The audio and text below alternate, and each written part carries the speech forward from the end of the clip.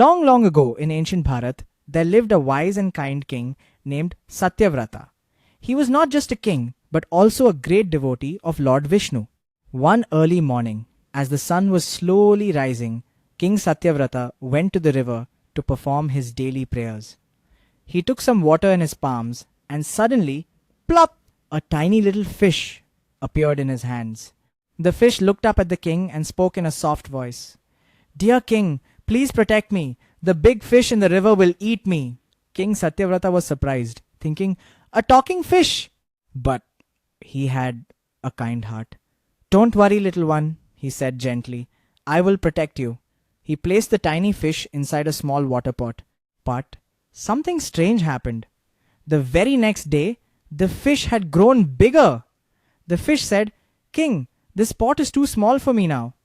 So the king moved the fish into a bigger pot. Again, the fish grew bigger, and soon the pot was too small. The king then placed the fish into a large pond, but within a short time, the fish became huge again. The king was amazed. How is this possible? Finally, he released the fish into a great river, but the fish kept growing bigger and bigger. Soon, the entire river felt too small. The king then took the fish to the vast ocean. Now the fish was gigantic, shining like gold with a bright divine glow.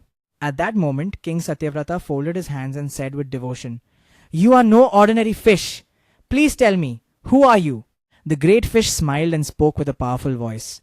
"King Satyavrata, I am Lord Vishnu." The king immediately bowed down. "Prabhu, my lord." Lord Vishnu then said, "Very soon, a great flood will cover the whole earth.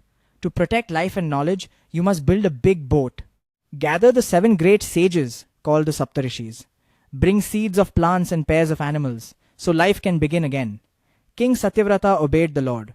When the time came, dark clouds covered the sky. Thunder roared and lightning flashed. And then, huge rains began. Water rose everywhere. Rivers overflowed. Oceans expanded. And soon the whole world was covered with water. But the great boat was ready, and King Satyavrata, the Saptarishis, animals, and seeds were all safe inside.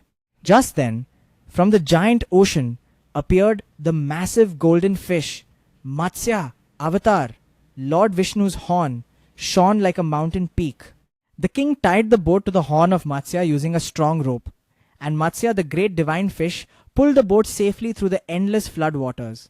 For many days and nights, until finally, the waters slowly calmed down.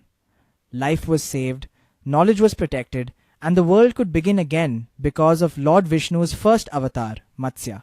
King Satyavrata, the devoted king, would later be known as Vaivasvata Manu, the father of mankind.